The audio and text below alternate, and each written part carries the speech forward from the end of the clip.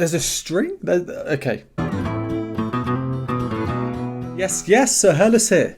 Today we are back with a Patreon request. Thank you to Cara for this one. This is the Piano Guys, and it's their cover of One Direction's song, What Makes You Beautiful. I have heard of the Piano Guys, I think from years ago back in school. I can't remember which song I would have seen or heard, but I remember thinking that what they did was pretty cool. So this is a bit of a throwback for me. I'm very, very intrigued. They are famous. They have over 7 million subscribers on YouTube. This video alone has 82 million views. As for the original song, What Makes You Beautiful by One Direction, that video, 1.5 billion views. It's a super famous song. I do kind of know the song and I listened to it earlier whilst working just to re-familiarize myself with it. I've never once put this song on out of choice, but I must admit, as I was listening to it earlier, it did grow on me. I did think it was quite catchy. It's strange because around the time this song came out by One Direction, I was in a shop in the local town and one of the One Direction members just walked past in that shop. Niall, we were the only people in the shop basically, and I'm fairly sure one of their songs was playing at that same time on the radio.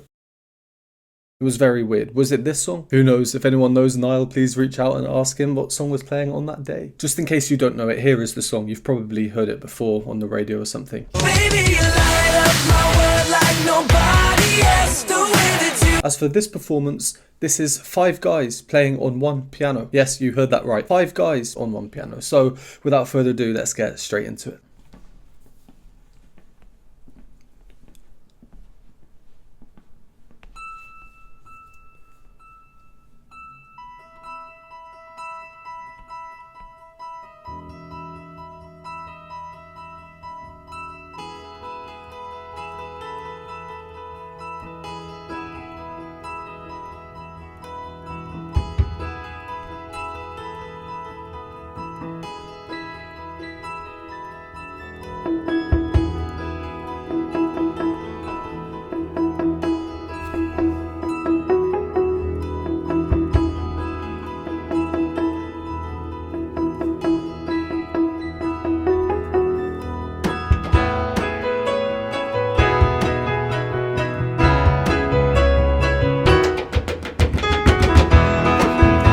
Oh, there's a lot to take in. There's a lot to take in here. Just before the chorus, I know, sorry it's painful, but I'm gonna need to pause here. Wow.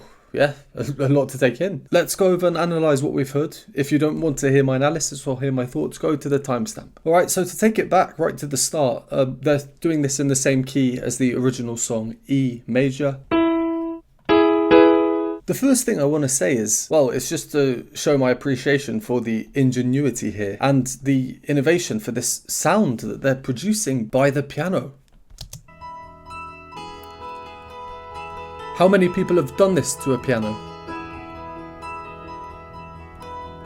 Playing the strings directly? I mean, I'd be scared of damaging the piano if I was doing this. The piano is a string instrument after all, which is, sometimes probably easy to forget because of how it looks, especially when closed off. But what a sound that is. It's really quite ethereal.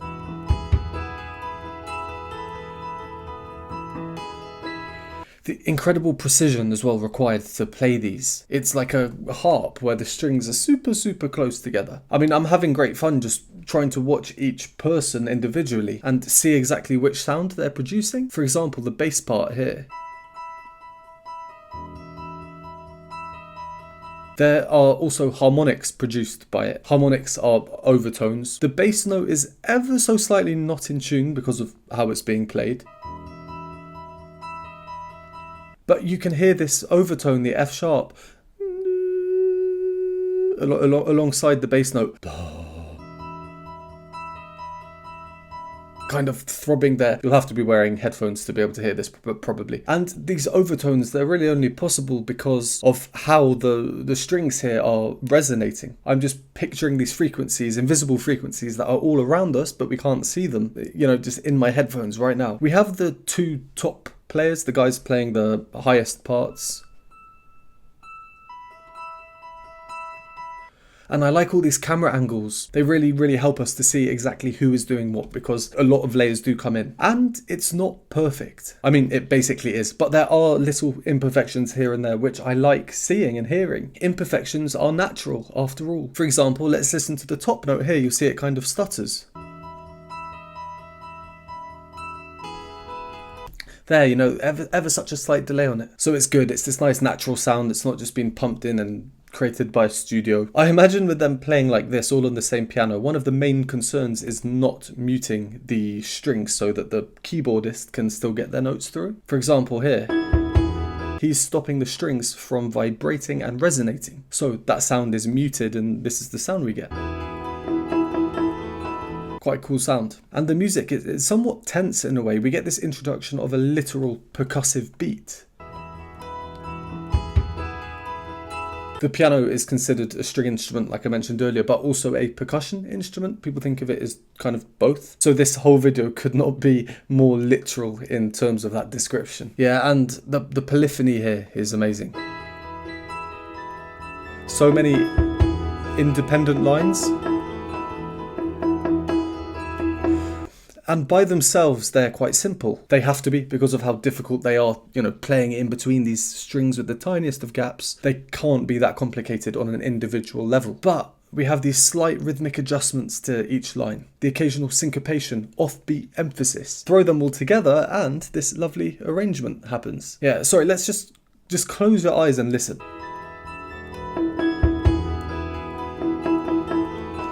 If you played that to me and said transcribe this into sheet music, there is zero chance that I'd say this is on one piano. I think it's a seriously ingenious, inventive arrangement. As for the song choice, well, it was popular at the time and very, very catchy. This video is 12 years old, almost to the day. I often say repeated notes are catchy.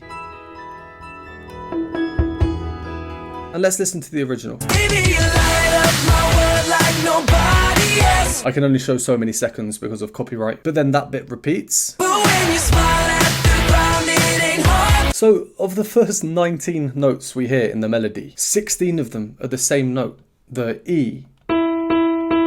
That's the root note because we're in E major. But 16 out of 19 notes? That's quite crazy, right? If I say create a melody and you have 19 notes to make a melody from, okay, I'll do 16 of them the same. So the piano guys, they have chosen to keep this melody in, just like that. But the music around it, it kind of, well, there's just so much else for us to be listening to.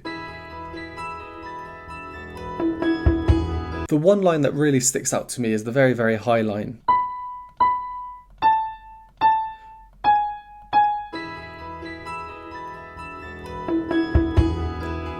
So simple, 3 consecutive descending notes, but it's the rhythms. 1, 2, 3, 4. And then they're going 1, 2, 3, 4. 1, 2, 3. Alright, and then a bit further on we have things starting to pick up now. You can kind of see that some of the piano strings of the keys that the keyboardist is playing, they're kind of half muted by some of the other people. And we get more physical piano percussion as well.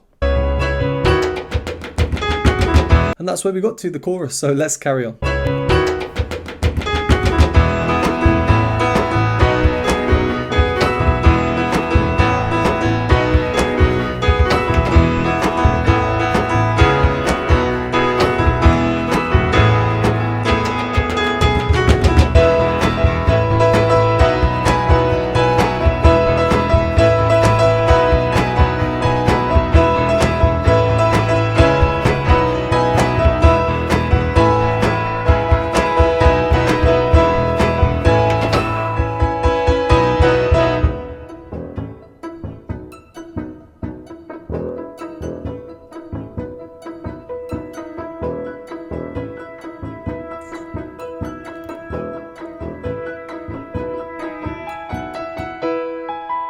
Well, that's cool.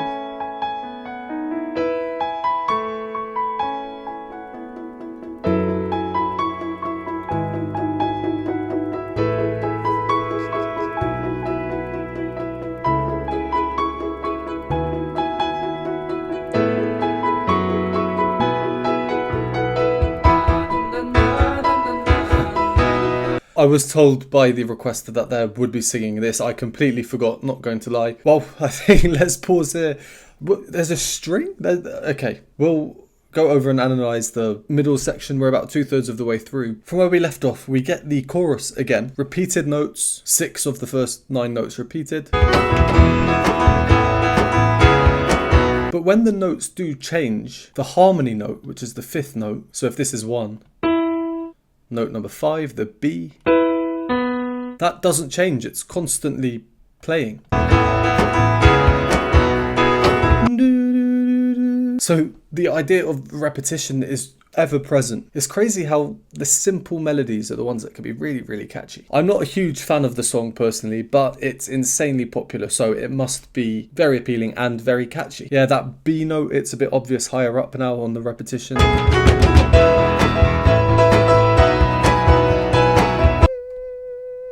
There was one bit here with the percussion that's quite interesting because you see him go dum, but you don't hear it. There, but just beforehand we do clearly hear it. There could be several reasons for this. Due to the mixing, so in the post-production some parts are either removed or enhanced, or the final sound that we're hearing isn't completely live and it's been put together, or the video clip has been used at the wrong time. I can't really think of any other reasons why that would be the case. I'm not being cynical, I just wonder why when you see something so clearly and it's kind of the focal point at that point, but you can't hear it. Another percussion effect that caught my eye was the rubbing of the piano, almost like he's scrubbing it. And I think, well, at least I'm putting the two together, it's this kind of rustling sound that you hear in the background. Very, very cool. And at this point, there's just more percussion now in every part pretty much, which means that there are fewer parts that have notes or pitches, but the bass part is still playing. It's adding that extra oomph, mostly rhythmically as well as everything else. Very, very rhythms focused at this point. But we can hear the bass line plugging away. The bass player's face is a mix of just intense focus and just having a great time.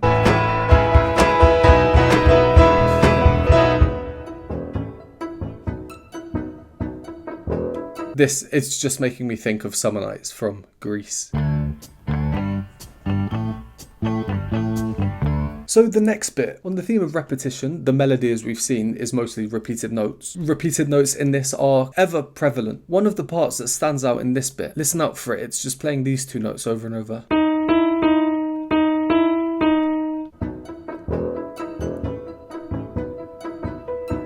It sounds like a cello almost, but it's the keyboardist muting the strings of the keys that he's playing. Speaking of cellos, this bowing idea is very, very cool, isn't it? I do feel like the harmonics, the overtones, they're crazy on this one. It's switching octaves and the notes are jumping in and out. I'll need to re-listen to this afterwards for a much harder listen. So everything, it's been quite intense, you know, there's just so much going on. We get a little break from that then with a nice simple piano section.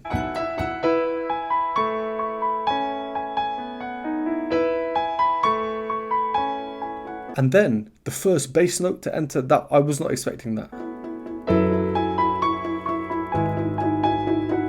And we're hearing 2-note harmony, so just 2 parts, repeated chords, ch ch ch ch. It starts off with a direct clash.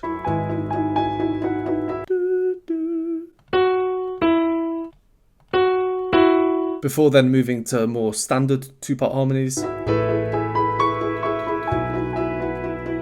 Kind of getting this sense things are growing a bit, and then they start singing, which is where we got to, so let's carry on from there till the end.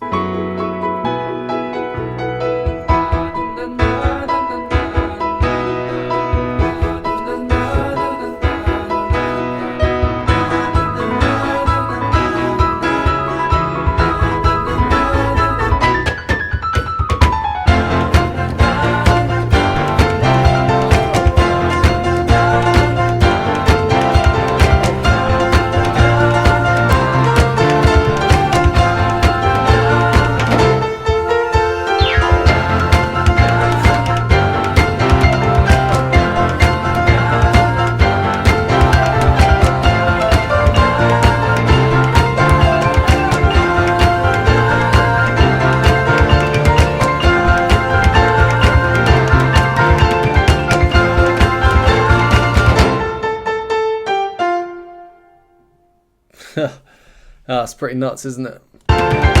Some part of the back of my brain did keep thinking he was just going to slam it down on their hands. Thankfully, that didn't happen. Yeah, I mean, I don't know what to say. This would just be so much fun to film it. I mean, not only to film it, to arrange it, to practice it, and then, of course, to perform it. Yeah, really nice one. Very, very cool. Very, very different. Let's just go over a few things from the last third or so, and then we'll wrap up. So we get the singing in, and there are multiple harmonies, vocal harmonies that we hear. A couple of the lines, static, so they don't move notes. Na, na, na, na. I think that they have been treated here in post. They do sound very, very synthetic, but it helps to create a full sound.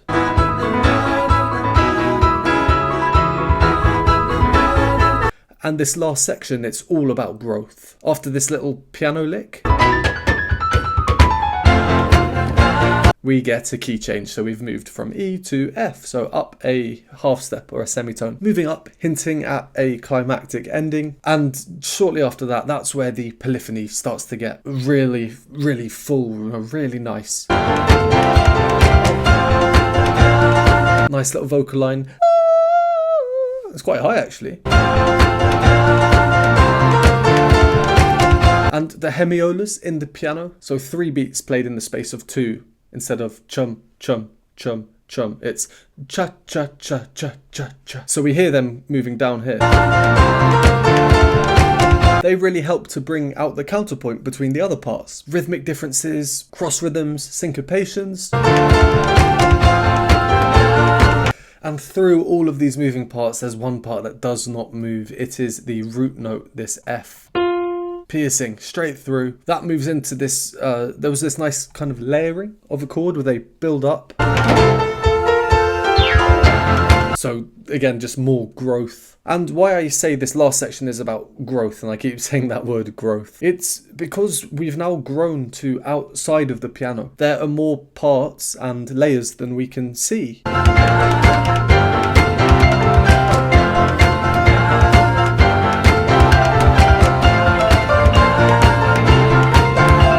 One example there are the hemiola, so cha, cha, cha, cha, cha, cha. The piano part, high up, moving down in a scale. Because what we also have is this really high tinkling part. We can't have both of them because they both occupy this range. So there are additional layers that we can't see. Quite a few, actually. This is just one example.